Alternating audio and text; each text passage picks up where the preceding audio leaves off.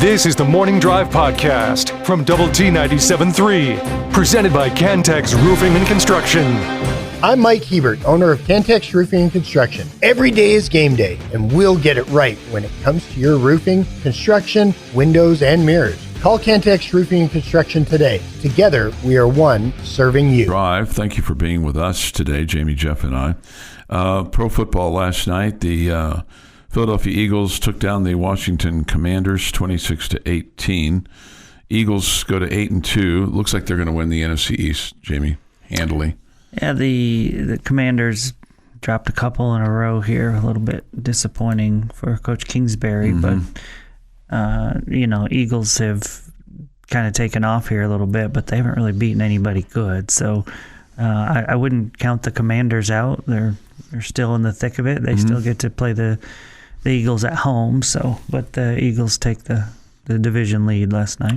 So last night, Washington had the ball 4th and 2, 8:01 to go in the fourth quarter, and they elected to go for it as opposed to taking an easy chip shot field goal. I say easy, 33, 43-yard field goal.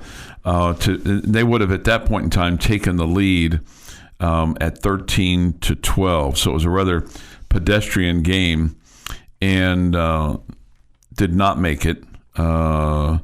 Jalen Daniels went to the right and got no gain, but he bobbled the snap. So that was. Yeah, your right guard got pushed into the backfield into Daniels. It was just a busted play from the get go. And so 7:55 to go in the ball game. I get it. You're trying to. If you'd scored there, it would have forced Philadelphia to score a touchdown to take the lead, and they promptly then went 5 plays, 74 yards, and scored. It was a turning point in the ball game. They took a 19-10 lead. Then the Commanders get the ball back, and they're promptly intercepted, and then Washington a couple plays later scores, makes it 26-10. And then Washington would come back and get a score and make it 26-18. So a little bit closer than maybe the score indicated, but going for it there at 4th and 2 was the gamble that didn't pay off. Nothing says that Philly wasn't going to drive right back down the field and score anyway, but that turnover on downs and the interception, two critical plays in the ball game. Yeah, no question. And I don't think you would have been too critical if they had kicked the field goal and taken the lead. I don't think anybody's being too critical for not doing it there. The Eagles were struggling kicking the ball, so maybe you would feel like you would put a little bit of pressure on them a little bit if you reclaim the lead there. But I don't know. The book there probably tells you to go for it at 4th and 2. The play that they tried to run, they just did not execute at all. Yeah. So it just didn't work out for them. Washed Up Guy says this: in the 1 year that I was in Houston at UH, I watched both pro and college football, Astros baseball, and the Final Four, all in the Astrodome. Many great memories. I hope they find a suitable solution. Yeah. Wow, you got a lot of good stuff in there. Yeah. 1 year. Yeah, got the Oilers, got Houston, Cougar football, plus the Stros, and then a Final Four as well. Yeah, all those things. This article, because you said you didn't know what the book said, so the headline says that Dan Quinn went against the analytics, which said the Commanders should kick the field goal. Okay. So, but I'm okay with a little gut feel. It seemed like that was a big one. This article said there's a misperception that analytics always say coaches should go for it. In general, analytics are more bullish on going for it than coaches are, but there are plenty of times when the analytics say kicking the field goal is a better option. And when a field goal will give you a lead in the fourth quarter, the analytics will usually say kicking is better. That's what they said in this case. Okay. I sure would like to be able to check this book out.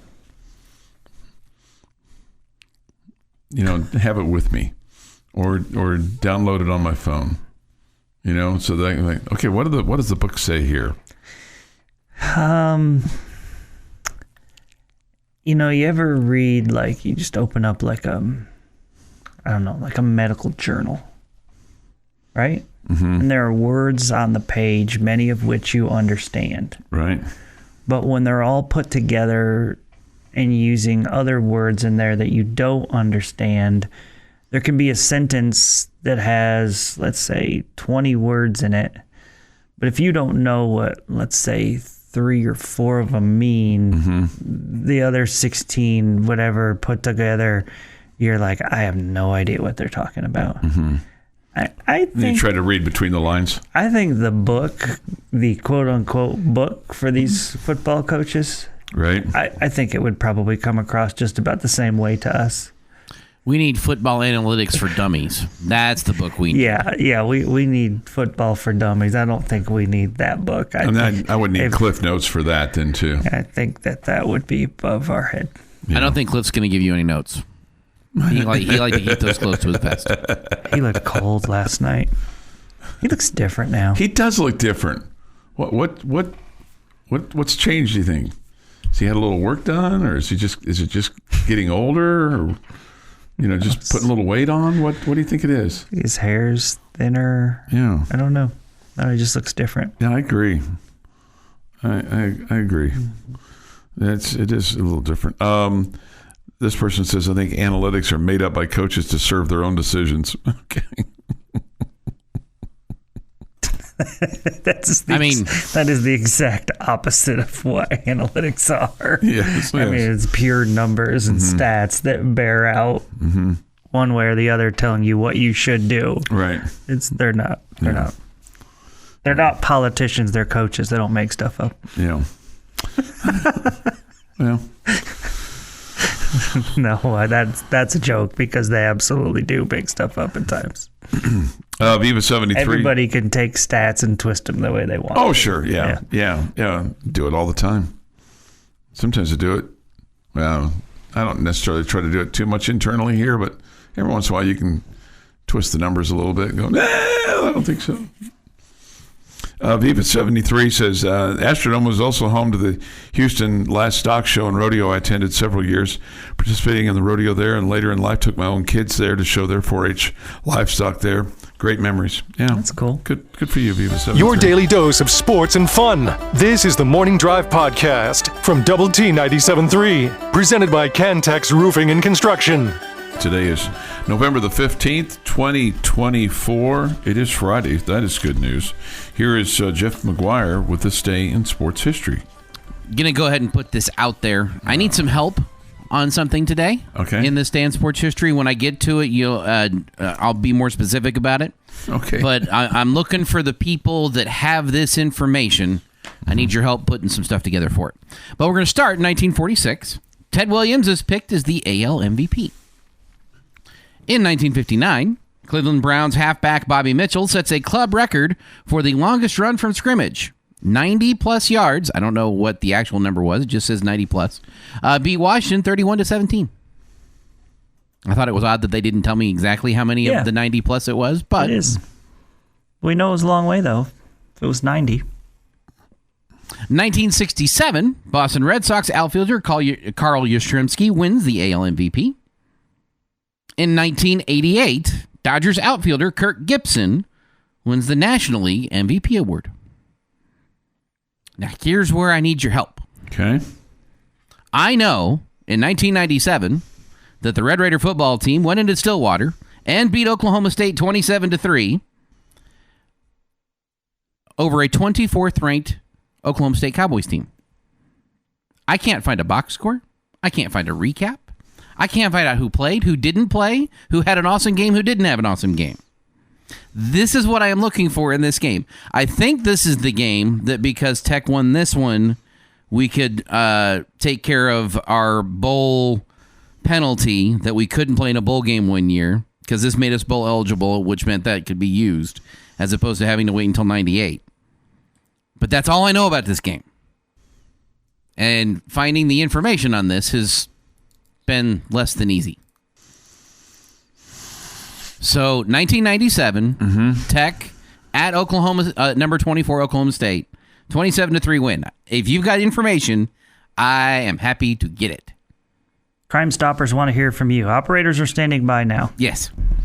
And that was it then. They called that stadium Lewis Field at that point in time. I now know something else about that game. Okay. It was like that stadium looked like a erector set when you saw it. I mean, it truly looked like ours didn't look a whole lot better in 97.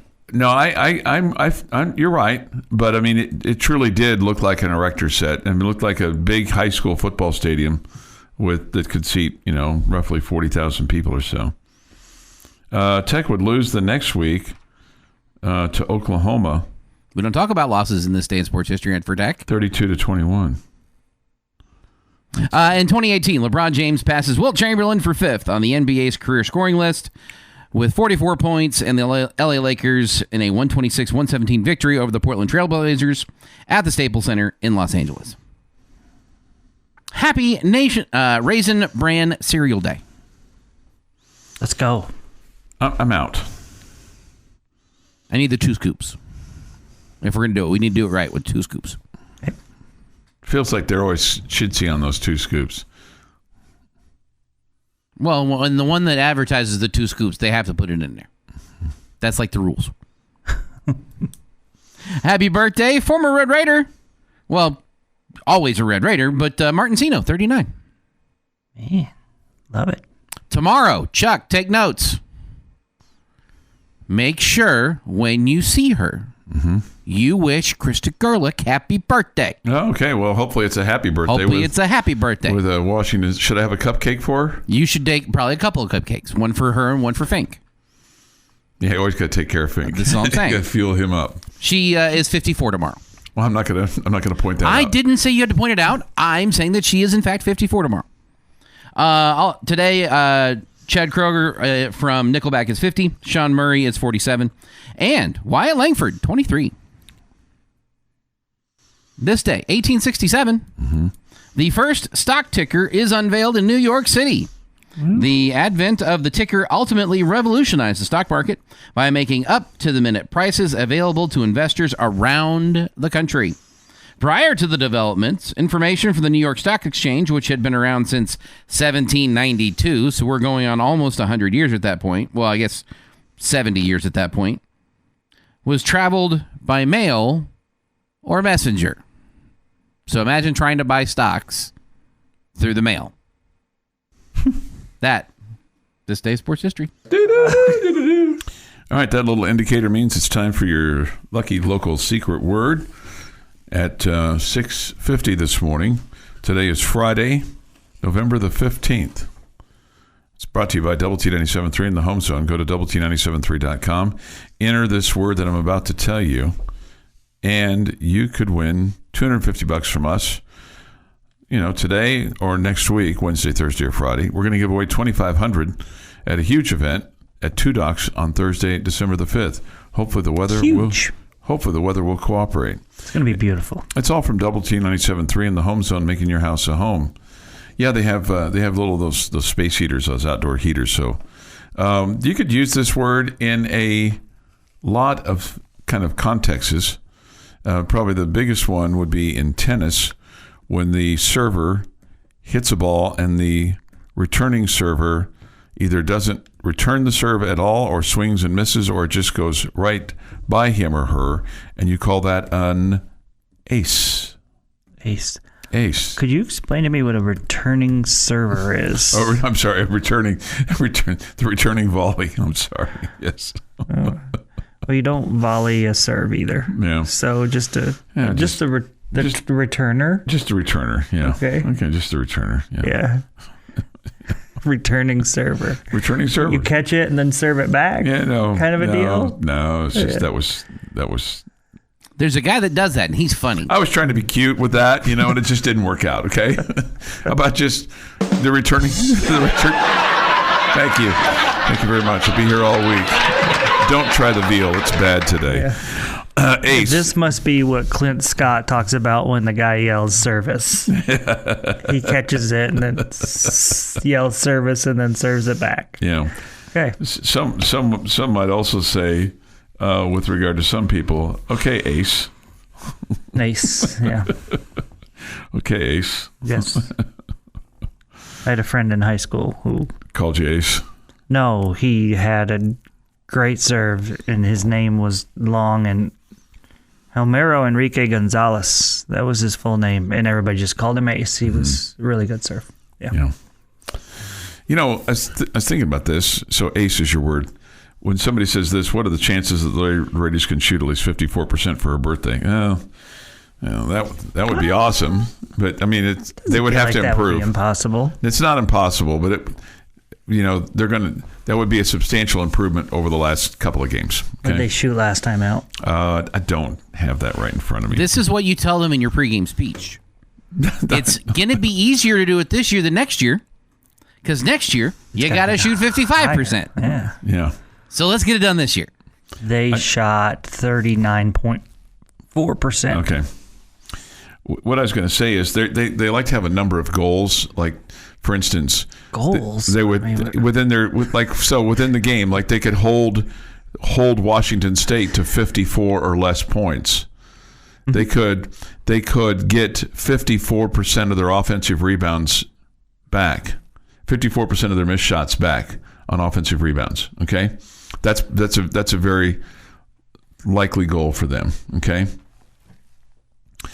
Can't have 54 assists. That'd be an awful lot. That would be a great day. She would be really happy if they had 54 assists. That would be 54 made field goals. Goodness. That would be a long trip back to Washington State. We're looking to send them back on a long trip back. Okay? Yeah. I mean, if they gave up 54 buckets, though. Yeah. Goodness. Oh, no. A coach might make them jog back. Yeah, 6 to 50. Your daily dose of sports and fun. This is the Morning Drive Podcast from Double T 97.3, presented by Cantex Roofing and Construction. Jamie Lent and Jeff McGuire. I'm Chuck Heinz. One of the games scheduled for tomorrow, it will not have the impact of a game that was played in 1969, but I'll bet you there's a lot of references to it. Because tomorrow in Fayetteville at Razorback Stadium, it'll be Texas and Arkansas. The Longhorns are ranked number 3 in the country at 8-1. Arkansas is 5-4, and it harkens back to the day of December the 6th, 1969. Jamie, Arkansas and Texas played in what was then called the Game of the Century. This was a regular season game. Texas visiting number 2 Arkansas. Longhorns won 15-14. It was a Darrell Royal coach team versus Frank Broyles. President Richard Nixon attended the game. Okay, and he announced before the game he would have a presidential plaque declaring the number 1 college football team in college football's 100th year. Okay. Problem is that Penn State was also undefeated at that point in time. They took a little of offense to that. George H.W. Bush was a congressman at that point in time. He was there representing the great state of Texas. Texas would go on to win over Notre Dame in the Cotton Bowl, and they would win the national championship, mythical at the time. Penn State had an opportunity to play Texas in the Cotton Bowl, but declined. They went to Miami. They beat the Big 8 champion Missouri, but they did not get the votes. And it's still a bit of a debate between those two teams. But Penn State had the opportunity, but they thought that decision was made while Ohio State was still ranked number 1 with only 1 game to play. So they didn't think there would be a national title at stake at that point in time. Misstep there.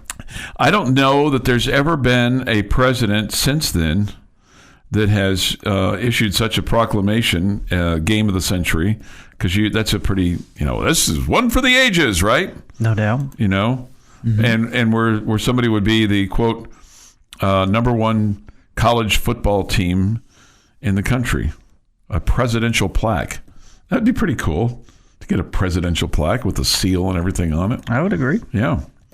Maybe I'll give you one for your perseverance in dealing with all the people that you have to deal with. We're going to award Jamie Lent a presidential plaque in perseverance. We could give one to everyone who has to deal with me, too. Okay. So that's one of the games. That's obviously not very high on the list for tomorrow. It would be a massive upset if Arkansas won that game. And that coach he's on the rocks as well. The Arkansas coach, they want him out. It's not been going well. And Bobby Petrino is still there, but I don't know.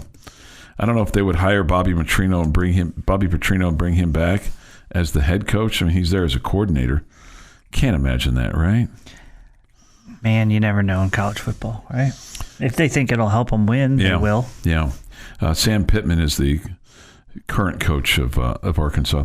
They'll play this game. I've asked you this question many times. It just seems weird. But number 2, Ohio State and Northwestern. Now, they're doing a lot of work on Northwestern Stadium, so maybe it makes sense this time. They're going to play this game at Wrigley Field.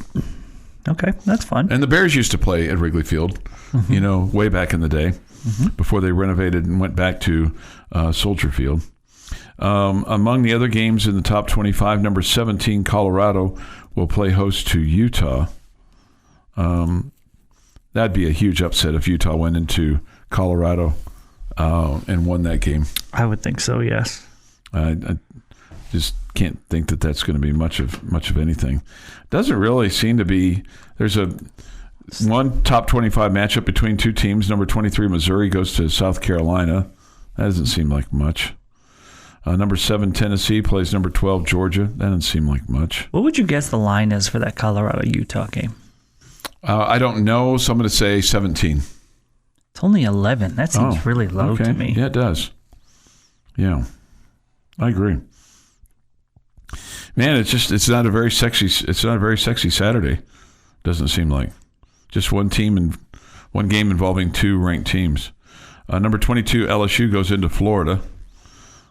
That could get a little dicey for Brian Kelly if they lose that game. They're 6-3. Mm-hmm. That's not what they had envisioned when they hired him. Yeah, no question. I mean, LSU expect to compete for national championships every year. Yeah. All right. So in the Big 12, you have Arizona and Houston.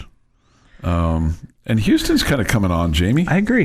They've been better than I thought they would be. This is I don't know. I mean, not like it means that much, but it's a somewhat interesting game to me.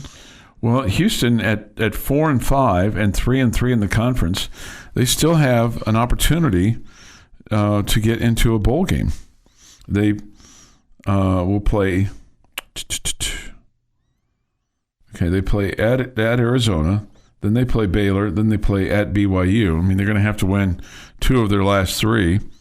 But those are 2 winnable games, at Arizona and Baylor. Baylor at home. Yeah, I guess. I mean, they're winnable. That's probably fair. I would heavily favor Baylor, though. Okay. Let's see. The other game is other games are including this week. Arizona State at Kansas State. Seems like that'd favor the Wildcats. K-State. 7.5 is currently the line. That is not showing Arizona State a lot of credit, or giving them a lot of credit for as well as they've played. They're 4-2. K-State's 4-2. Arizona State's 7-2. That'd be a massive I don't know about massive upset. I think it's an upset. Obviously, it's an upset because of the point spread and winning on the road. Yeah, that's a hard place to play. Yeah, I don't know that I would go massive, but definitely an upset. West Virginia plays host to Baylor. I've said this, a lot this week. I think Neil Brown's still coaching for his job, and this is one he's got to win. You say that pretty much every week about Neil Brown. Well, just because they don't want him there. I like him. They don't want him there. Baylor is a 2-point favorite on the road in that one, which is a little bit surprising to me. That's by far the Big 12 game I'm the most interested in this weekend. BYU and Kansas will play tomorrow as well. If it was in Lawrence, or Kansas City, I feel like this had a chance to be a good game, and maybe KU could pull off the upset. But Saturday night at BYU, I don't see it happening. Yeah. But I didn't think they'd beat Iowa State last week either. So here's the deal. Based on how things have gone for them and where they are at 3-6, I fully expect them to win this game. Okay. I'm just going to tell you, they're going to win this game by a touchdown or more. because that's typical stuff there. Cincinnati's at Iowa State. Iowa State's been reeling. They're 7-2. Lost the last couple of weeks. Yeah, no question they're reeling. I mean, that was surprising to see them lose. If you had said you're going to lose one of those games, I would have told you that's surprising to me, and they lost both of them. Mm-hmm. Yeah, they're kind of hanging on for their lives, as is K-State and Arizona State, for trying to make some kind of contention into the Big 12 championship game. Can I just go backwards a little bit? Yeah. So going on the road and being a top 10 team is typical Kansas football? How about beating somebody that you're not supposed to beat? I'm not going to say top 10 team. Just say beating somebody you're not supposed to beat, whether it's home or neutral site. I mean, that's something they've done over the years. They've have a 2-8, 2-10 team, and beat somebody they're not supposed to beat. Yeah. I just know there was a lot of times there in the Big 12 that Kansas has not been expected to beat teams, and they didn't beat them. There's a long stretch of that going on. That's probably some revisionist history maybe going on in my mind, maybe a little bit, maybe clouded judgment. Somebody on the chat line thinks they beat them too. I would be thoroughly entertained, but if that was a good game, yeah, it'd be fun. Be plenty of teams below Colorado rooting for teams to beat Colorado and BYU this weekend. The Morning Drive podcast from Double T 97.3 is presented by Cantex Roofing and Construction. Jamie's question of the day on Double T 97.3 is brought to you by Connecticut of West Texas. But you don't have to wait till 8 o'clock to talk Red Raider basketball. Okay, great. Because my question for you today is 3 games in, what is the most impressive thing about, why are we laughing? It's so funny because I said that's what we're going to talk about, and clearly you had a question that I didn't know, and we'll get to it a little bit early, which is great. I mean, I think it's funny. I can't give you the questions. Coincidence. I don't want you cheating. I don't want you to have the quiz before the coincidence. Yeah. 3 games in, Red Raiders are 3-0, looking pretty dang good. What's been the most impressive thing about them so far? You can pick a player, you can pick whatever, something they're doing on the court, whatever. I feel like they look like a team that doesn't look like a team that only has 6 guys returning and just a handful of those are making significant contributions. In other words, they look like a pretty well-oiled machine for the first 3 games, and especially what we saw the other night. I mean, I'm sure that they can get better, and now that you've got, Christian Anderson and Elijah Hawkins back into the lineup, but I feel like there's a lot of continuity there and not very much rough spots in terms of this guy doesn't know about this guy and this guy doesn't know about this guy. They look like they've been doing a lot of stuff together, and it's translated into games on the court. Okay, let's make this top 2 things that have impressed you. Top 2. Because I feel like there's a lot. Okay. I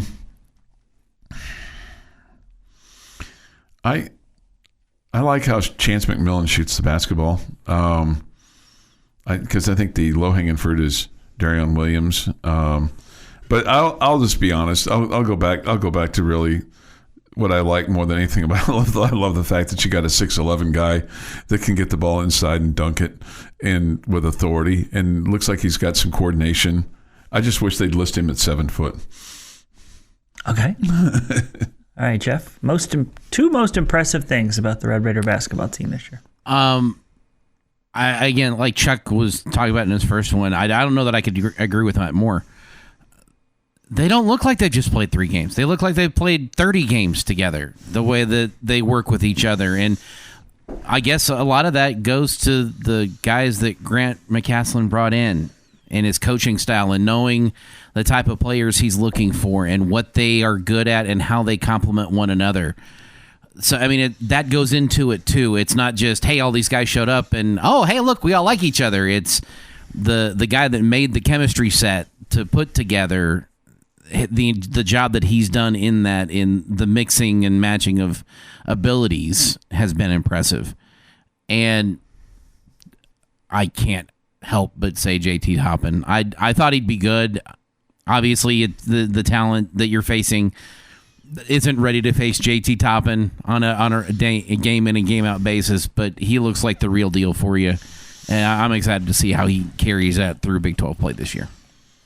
All right. I'm going to start with 3-point shooting, which was a problem for you last year because you had one guy that was taking way too many of them who was not your best 3-point shooter percentage-wise, but he wouldn't stop shooting, which is a huge problem. But you're almost 48% from 3-point range.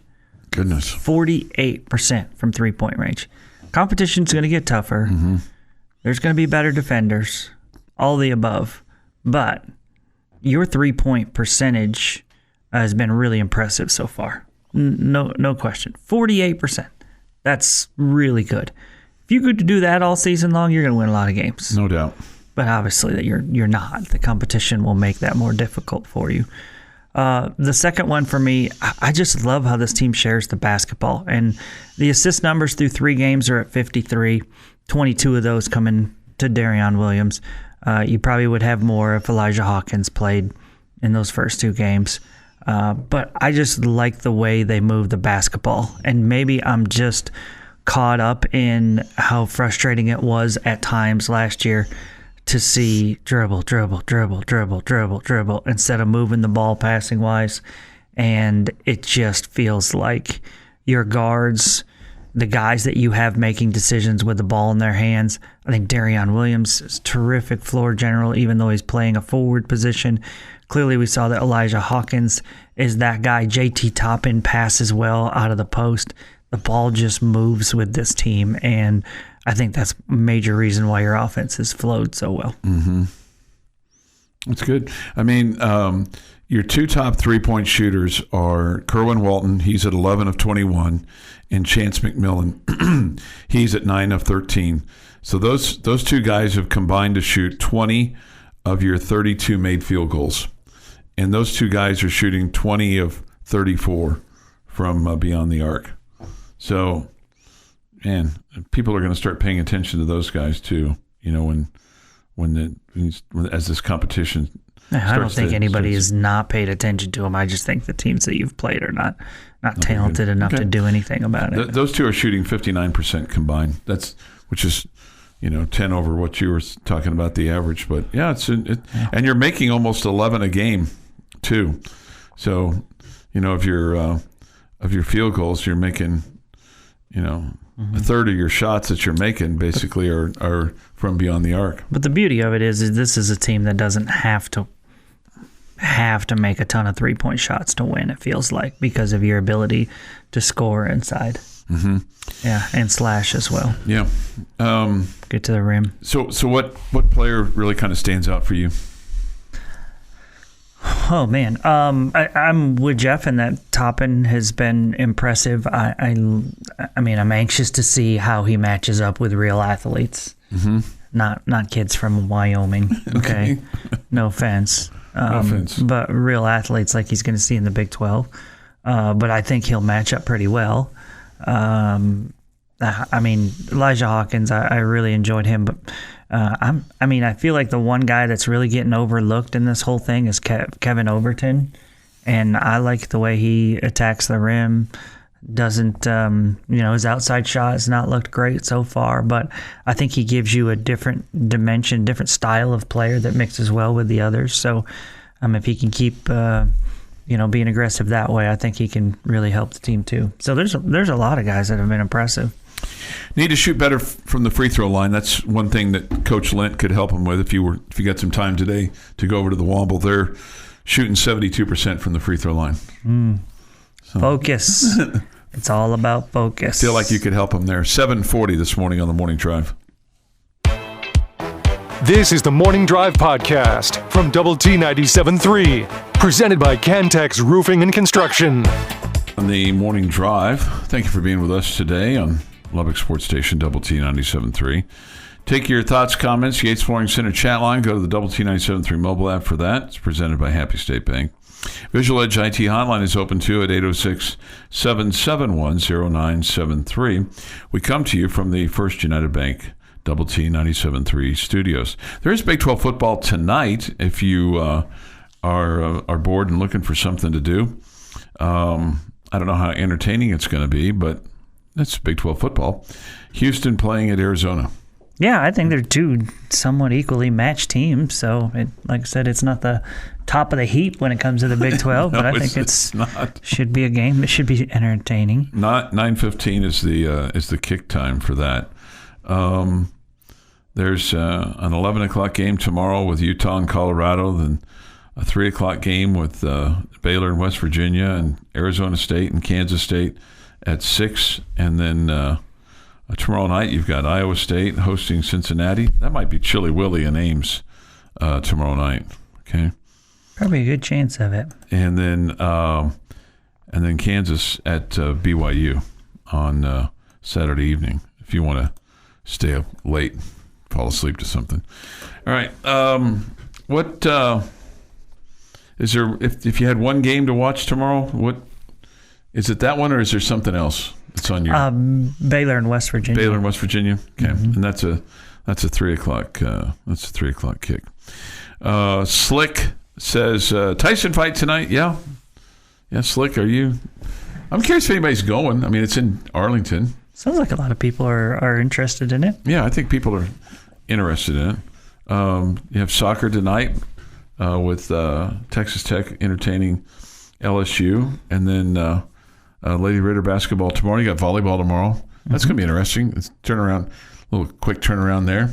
Like, they'll get the nets out of the way, I guess, by the time it's what 1 o'clock? Yeah. To start for volleyball? Yeah. Yeah, yes, they will get the nets out of the way, Chuck. See if you're paying attention. Here comes Bailey dribbling up the court. Oh, Chuck, she just got clotheslined by the net. Yeah, right. It's been there the whole game. You wonder why they wouldn't be ducking underneath it at half court. You would think they would figure that out. This will sound really strange to you, but maybe not. This is my thinking. I much prefer a Saturday afternoon basketball game than a Saturday evening. Fink was telling me last week when we were talking about this earlier this week, he gets really juiced for the Saturday night basketball games. Define juiced. How about, excited? Excited, yeah. Excited. More excited than usual. Oh, he's not heavily drinking before those. That's not what you meant. All of his stuff is natural, man. Okay. All of his, there's nothing enhanced there. But I much prefer the 3 o'clock tip. I really enjoy, as much as I hate the 11 a.m. kickoff in football, I love a noon tip in basketball or a 3 o'clock tip in basketball. And one thing I do enjoy, like tomorrow morning, and I don't know what time shoot around is tomorrow morning or probably tomorrow afternoon around noon or 1 would be my guess at the Womble because they're playing volleyball at the arena. But I love a Saturday morning shoot around. Just go up there, a cup of coffee, and watch a little basketball.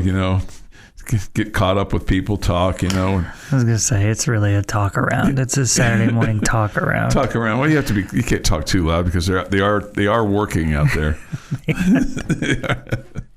they are doing stuff. I don't know. Just with the personalities involved, I don't know if our baseball program could handle it. You would think. I don't think so. Yeah. They could handle him probably because they would go, he was here Well, they before. have handled Fink before. Well, yeah, but not this regime. Yeah. Not this regime. No. It's just a quiet bunch. They're a quiet bunch. Yeah. Yeah, I don't They're think. a quiet bunch, and Hacks and I fit in. I think if you guys were unavailable for a day, like if you both got the COVID or something, they would. Mark would be a candidate, but I don't think I would be a candidate by any stretch of the imagination. Like if Choice wasn't available too, there'd have to be a pretty long list of unavailable people before they got. I would imagine Choice and Gus would be the people, right? Yeah, but like if Choice and Gus, they kind of fit the bill too, right? Gus is talkative. Yeah, but he's a baseball guy, so they accept that. We need to figure out how we get Cam on the broadcast too. Lady Raider broadcast or baseball broadcast? Either. I think he would be great at both. Oh, I'm sure he would. I mean, we've heard him on baseball before. Jamie would be outstanding with Lady Raider basketball. I'm surprised they haven't flipped the script. If we ever get good, I assume that I'll just be out.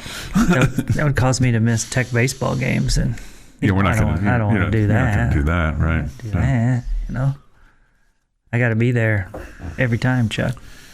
And we are going to get good. So I just want to be there for the ride. Okay, I want to be there for the good times. Mm-hmm. Feels like you're heading for one. I hope so. Coming up next season. I hope so. Heading for a ride. It's going to be interesting. We'll see. I mean, I don't think that deal's not done yet. I mean, we're in the early signing period. If Aaliyah Chavez is going to be a Lady Raider, this is as great a time as any to sign and announce that here in the next week or so. That'd be a big, huge shot in the arm. I think they'd put season tickets on sale immediately. Probably have a package ready to go. would be my guess. I don't know that for a fact, but that would be my guess. 8:08 this morning here on the Morning Drive. Jeff, is there any football game tomorrow that really interests you? I mean, not individually. I'm sure I'll pop around to all of them. Okay. And kind of see how things are going, and if one grabs my attention because it's going to be closer than what it's perceived to be, or if you've got an underdog running away with something or being in contention in a situation other than Houston. If Houston's just getting slaughtered, I may watch that one for a while. But just for the enjoyment. Just the enjoyment, sure. Just a reminder. But I'm really a one-team kind of college football guy. I'm kind of with you. And Tech on that. isn't playing this week, and their opponent isn't playing this week, which is now 2 bye weeks this week, where I've been able to say that, and there's a part of me that sucks because I would like to watch the opponent and get a little scouting done and have them be a little tired before they face us, as opposed to everybody being off. We're facing off of a bye week. Yeah. Somebody says every time, nice, Jamie. I caught that. Yeah. Did you do that on purpose? I did. I just kind of flew past you, but well, okay. I know. Sorry. I'm sorry. This has been the Morning Drive Podcast, presented by Cantex Roofing and Construction. Check out our library of Double T 97.3 podcasts at doublet97.3.com.